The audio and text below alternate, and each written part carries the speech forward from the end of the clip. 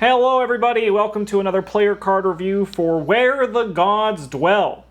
Let's dive right in and start talking about player cards. First up, we got AntiVessel. This is a 4 experience, 1 cost, item relic, blessed asset that takes up your accessory slot, commits for a brain and a wild symbol, limit 1 per deck, uses 0 charges. As a reaction, after you defeat an enemy, place 1 charge on AntiVessel. As a lightning bolt, if there are at least 3 charges on AntiVessel, search your bonded cards for Wish Eater and swap it with AntiVessel, moving all charges from AntiVessel to Wish Eater. Wish Eater, however, is item relic blessed accessory slot that is bonded with AntiVessel. As a reaction, when you reveal a skull, cultist, tablet, or squid chaos token during the skill test, spend 1 charge, cancel that chaos token, heal 1 damage and 1 horror. If Wish Eater has no charges, search your bonded cards for AntiVessel and swap it with Wish Eater. This card's pretty sweet. Yeah, I think it's one of like the best generic options blue characters have for soak. Mm-hmm. Yeah, you could also do something neat with it because Father Mateo can play it as well. Yeah. Where you play like big shriveling type spells, and then just like when you reveal the token, you're like, no, I didn't. Mm-hmm. Yeah, it's kind of nice in him. So that might be cool. I'm not sure that works the way I want it to, but hey, whatever. I'm sure someone will be able to let us know in the comments. I think what's nice about this one is that, as Bryn has pointed out before, it doesn't actually go anywhere when you're done with it. It just goes back to its uncharged form, and you just have to recharge the crystal. Yeah, and if you're playing a blue character and you're not killing monsters, then you might be Carolyn Fern. Yeah, you're probably Carolyn Fern. Yeah. But even then, she can still kill monsters, just not well. Mm-hmm. Mm-hmm. Yeah. Mm-hmm. Sweet. Surprising find. This is a 1 experience fortune research skill that commits for a wild symbol. It has myriad, so you get 3 of them for the cost of 1 experience. As a reaction, when you search your deck and surprising find is among the search cards, put into play in your play area. You must commit it to the next eligible skill test you perform. If that test is successful, draw 1 card. Max 1 research ability per search. I played this card in my Daisy deck, and honestly, it carried a lot more weight than I thought it was going to. I just put it in because I was like, I'm searching my deck. I want to play around with this research ability and just keep it always going. But if you're able to search your deck, which yellow does, just getting this as an additional card out of your deck, an additional +1 to a test, and an additional card if that test is successful, actually it does a lot of work, and it feels good to play it. Yeah, on that note, I think this card is actually quite subpar for the deck it's designed for, the Mandy deck. Mm-hmm. I think you would always rather be finding either her signature asset or Shocked Rabbi to put more secrets on your Doctor or Mr. Rook. I agree with that. I think with the Daisy build that I was doing, just because you're just searching small stuff with your thing, and you're not really looking for anything for specific. You're just looking for the best card that you can find at the time for that, right? Yeah, no, I think this is good in other Seekers. Yeah, just not the one it was designed for. Yeah, I'm with you on that as well. I am excited for when we get the return for this cycle in 2 years, and just to see the other, because there's going to be one more research ability that comes out there, and I think it's going to be fun. Yeah. Yeah. Upgraded Old Book of Lore. This is a 2 cost, 3 experience item tome asset that takes up a hand slot. It commits for a brain and a book. It uses 2 secrets. As an action, exhaust Old Book of Lore. Choose an investigator at your location. That investigator searches the top 3 cards of their deck for a card and draws it and shuffles their deck. Then you may spend 1 secret to have that investigator immediately play that card, reducing its cost by 2. I don't think this is a particularly priority upgrade in lots of decks, but if you're playing Old Book of Lore and you've got the experience, it's definitely... It is quite strong. Yeah. Yeah, it's kind of 2 extra actions when you play it. Yeah, it's like your Old Book of Lore is also an economy piece now. Mm-hmm. Yeah, kinda.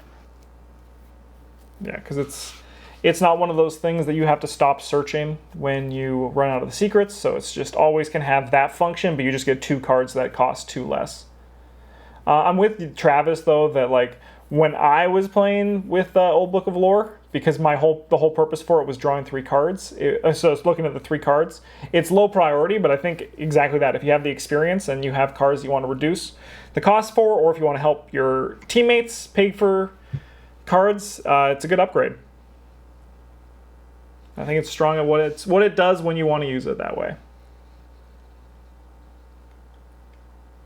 Yes. It works very well if you're trying to like support a blue character. Mm-hmm. Oh yeah, definitely. Or you can be like, surprise, this book is about cheap guns and where to find them. Mm-hmm. We got Gartwire. This is a 2-cost, 2 experience asset that commits for a fist. It's an item weapon and takes up your accessory slot. As a lightning bolt during your turn, exhaust Gartwire, fight. You get +2 fists for this attack. Use only on an enemy with exactly 1 health. Remaining health, rather. I love Gartwire. I think Gartwire is sweet. Like, yeah. Some enemies just have 1 health. Like an acolyte shows up and you're like, oh, look, it's my old strangling buddy. Yeah, and like... And you get 1 for free. It just represents like a constant +1. Like it's you have to test for it, so it's not like a consistent +1 damage, but it's like always there. So now when you have something that deals 2 damage and they have 3 health, you can then just try to finish them off with Gartwire without using an action. And like just having that always is sweet. The only real downside of this card that I see is like it's unfortunate that it competes with Lucky Cigarette Case. Yes. But in your combat focus, in the decks that you want this in, I think you can justify taking it over it. Like Tony Morgan and maybe Skids. Yeah, I agree with Yeah, that. you could And Leo. show up and you're like, I'm a relic hunter. And they're like, you have 2 bits of piano wire, but... And you're like, yes. Yeah. These are relics. And... Yeah, no, I'm excited to see. I was very impressed with when Bryn played it in his Tony Morgan deck, but I also I think it's quite strong. Yeah. I don't like the flavor of this card though. So it's like an accessory, so it takes up your necklace slot. Do you wear the Gartwire around your neck Yes, like a necklace? yeah, and 'Cause everyone's that seems really incredibly worried about stupid. Yeah, it's hidden in your tie. Yeah, everyone's really worried about you. They're like, if that gets caught when he goes through a doorway, he's dead. Yeah, But Tony's like, just don't dead. worry Or about someone it, just it's comes fine. up behind him and gives it a pull. Like, Yeah. you're done. Oh, what's this you got hanging around your neck, Tony? Delilah O'Rourke. She is a 3-cost, 3 experience ally criminal syndicate asset that commits for a foot and a fist. Well, I said those in the wrong order, but I nailed it. She has 3 meat and 2 brain damage. You get +1 fist and +1 foot. Exhaust Delilah O'Rourke and spend X resources. Choose an enemy or location. Deal 1 damage to the chosen enemy. 2 damage instead if that enemy is exhausted. X is the chosen enemy's evade value. So she's like opposite Lola Santiago. She is combat Lola, and she's here to fight. By definition, she's like kind of worse than Lola Santiago, but is still a very powerful card if that's what you're trying to do. Yeah. Mm-hmm. She doesn't She feel... does also. She has 1 extra soak on Lola. She's a 3/2 and Lola's a 2/2. I do think that's to kind of make up for the fact that like with Lola you can just like usually always do it, but with Delilah you kind of just have to be like, well, let's get an enemy and let's make sure it's exhausted, right? Where Lola, it's exactly what Travis is like saying. Lola's just better by the nature of investigating, just always being there. Yeah, like every time you use Lola, like you're always going to have a use for Lola because as a general rule, once you have all the clues, the game's over. Mm-hmm. Right? Whereas killing enemies is kind of hit or miss. But Yeah. very good card though. Yeah, very good. And I just said this in a video we recorded, which should already be up by now, but like being able to also use it on an enemy that attacks that turn and that you weren't able to evade, or like that somehow someone got, or you like get to a space with another player and you can kill it after they attack it. Maybe they can take the damage and then you just kill it off, is really powerful. It's not requires you to actually do the evading to exhaust the enemy as well. Summoned Hound is a 3-cost, 1 experience ally summon asset that takes up the ally slot and the spell slot. Commits for a book and a fist. It has 3 meat damage and brain damage. As initial cost to play Summoned Hound, you must search your body cards for 1 copy of Unbound Beast and shuffle it into your deck. As a lightning bolt during your turn, except during an action, exhaust Summon Hound to fight or investigate. Either attack with a base skill of 5 or investigate with a base book of 5. It's a card. I think it's good. I don't think it's great, but I also think it's a lot of fun. Yeah, I agree. The Unbound Beast is like just a pissed off. Your dog gets freaking mad at you and just starts biting the hand that feeds him. I mean, it's not fun if you play it and then you immediately draw your Unbound Beast. That's like pretty. anti-fun. You're just like, dang.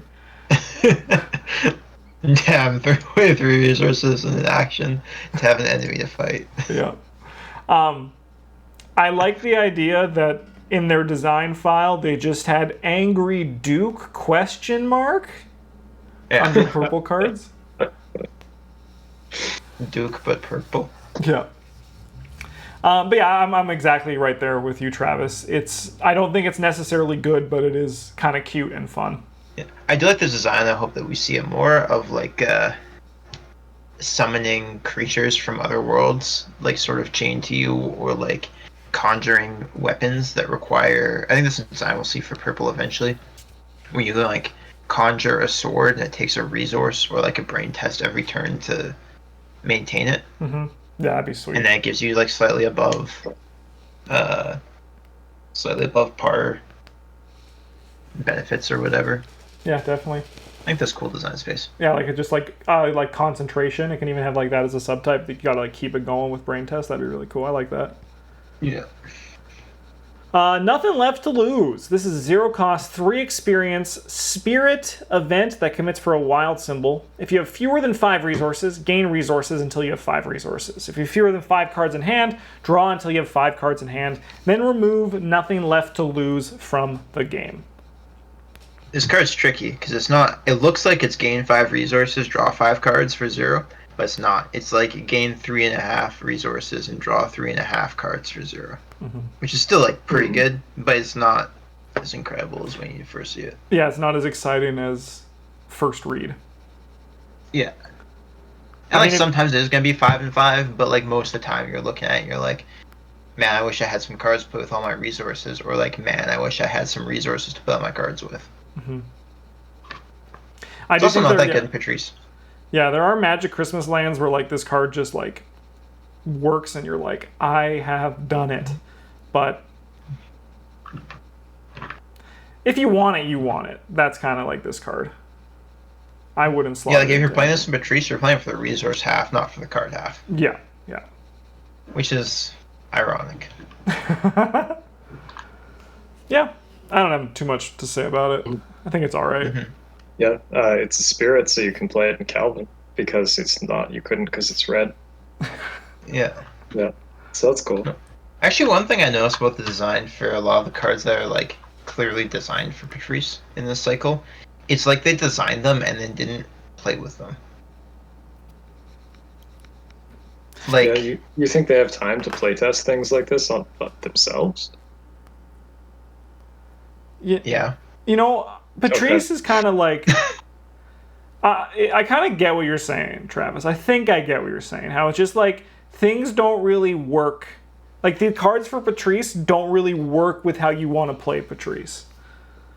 Yeah, like they're like, you're playing Patrice, they're like, well, yeah, you want to play all your cards really fast because you're going to have to discard at the end of the turn. They're like, so we'll give her a card, lets her refuel and everything. And it's like, but you just have to throw them all away again. Yeah. All right, I got my 5 cards, and, well, now they're gone. Yeah. Yeah, it's a bit... I'm excited to build with Patrice again because I feel like I don't know, she just still perplexes me, but... No, she's cool, but I think they missed the mark a little bit on some of these. Mm-hmm, definitely. Let's talk about the Black Cat. A liar, a prophet, or both? This is both. Both? That's your vote? Yes, both. I agree. This is a 2 Why not cost, both? Both 5 is good. experience, neutral asset that's an ally avatar in Dreamlands, and it's a cat. Commits for 2 wild symbols, has 3 meat and 3 brain soak. Anytime you reveal a tablet, a squid, or a star symbol, the Elder Sign, during a skill test, you may choose to use the following effect instead. Tablet becomes -1. The black cat takes 1 direct damage. Squid becomes -1. The black cat takes 1 direct horror. And the Elder Sign is +5. Heal all damage and horror from the black cat. So I think this is one of the best generic, like just one of the best soap cards in the game. It's insane in Mystic Investigators. Yep. Like, and it's just good in all the others too, because most investigators have a weak stat, and this guy just eats it. Yeah, and then like He just eats the damage, and like the tablet and the squid tend to be the rougher token draws. They'll be like, yeah, the ancient one you're fighting attacks you. You can be like, nah, black cat takes 1 horror instead. Also, I passed my test instead of getting -4. Yep. The game's looking, that seems good. And you're like, yeah. And the game was sort of like, cat how is much good. experience did you pay for that? 5? Okay, yeah, that's fair. That's good. Yeah, no, like it should be insane for what it costs, but like it's worth it. Oh yeah. Yeah. And then like considering that he's going up against the Red Glove Man for like cost and slot, he's kind of got to be good. I mean, like I think he's a little bit better than the Red Glove Man. But I think so as well. I think Just the Red because- Glove Man is easier to abuse.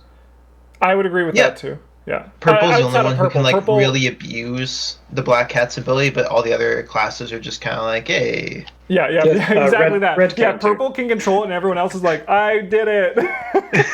Yeah. Red with like Eucatastrophe, you can just be like, well, it's +5 and I'll heal my soak, thanks. My God. Card also makes for like very big maybe moments where you're like, I literally could draw a +5 out of the bag and Yeah. pass this test. Makes It for could good happen. stories. Yeah, I do love that they gave the Black Cat from the story his own card, I agree. I'm glad they did too. and he lives up to what he does in the story. I like it. And I mean, it'll like very little will feel better in this game than having your black cat at 2 damage, 2 horror on them. Then you draw the Elder Sign, and you're like, he's fine. He's a good kitty. He's the best kitty, and you passed. Yeah. All right. Well, that is the Where the Gods Dwell player card reviews. What would we recommend this pack for if people were looking to buy something? I'll just go through the cards. If you're just looking for upgrades, I think. Oh my God, Justin. I think I if think the you're green just cards are very strong. Like the green cards. if you're doing combat, yeah. Yeah. I think that if you're just looking for cards to, like, every card in this pack is experience. If you're just looking for stuff to add to your experience pool, this is a good pack. Yeah. It's like a little bit subpar if you're looking at purple or red, but purple never has issues finding things to spend experience on. The red card's like a little bit niche, I guess, but then you can just buy the black cat, so who gives a shit? Yeah, Black Cat's pretty sweet. Yep. All right. Thanks for watching, everybody. We'll see you guys in the next player card review. Have a good one. And as always, GG's.